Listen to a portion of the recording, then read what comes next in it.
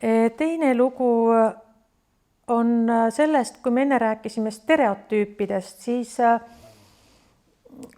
selle pika aja jooksul ma olen leidnud ühe stereotüübi iseenda jaoks. See ei pruugi nii olla, aga selle 20 aasta jooksul mulle ikkagi näib erinevate itaallastega suheldes, on need siis itaallased, kes on siia Eestisse tulnud, on itaallased, kes on mu õpetajad olnud või need, kes seal siis elavad, et nende ühine iseloomujoon üle Apeniini poolsaare on enesekindel ja kõike teadlav itaallane.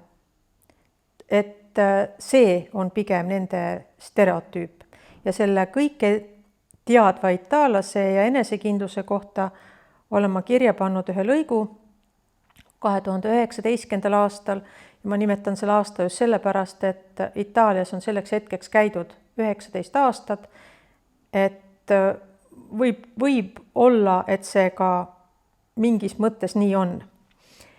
Me otsime abikaasaga teed ja bussi tõstukijaama nimega Fai della Paganella. Peaksin ju ometi itaallase olemuse kohta juba üht-teist aimama, aga ikka ja jälle imestan. Annan avalikult teada. Palun ärge usaldage Itaalias pimes inimesi, kes teile teed juhatavad. Ausalt, Belpaese rahvas ei taha tunnistada, et maailmas leidub paljugi, mille kohta puuduvad vastused isegi itaallasel. No ei peagi teadma, aga ütleks keegi otse ometi välja. Kahjuks ma ei tea.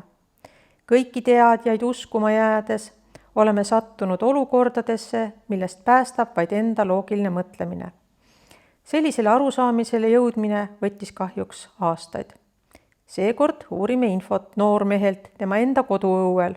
Väga sõbralik töömees tuleb päevaste toimetuste juurest eemale ja teatab enesekindlalt, buss Fai della Paganella suunas väljub minu maja eest ja osutab käega peatusele.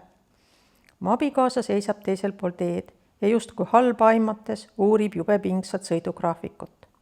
Tegelikult liiklusvahend, millest jutt käib, väljub hoopis Andalo keskväljakult, mitte külaservalt.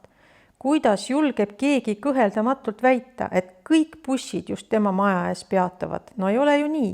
Ja isegi siis, kui sõiduplaani kaasa võtaksin ja tagasi õuele läheksin, jääks peremees oma seisukohale kindlaks. Arvatavasti süüdistaks ta bussigraafiku koostajaid või linnavalitsust. Ta ei tunnistaks iialgi oma eksimust. Viskame pilgu Paganellale ja liigume tõusvate kabiinide suunas.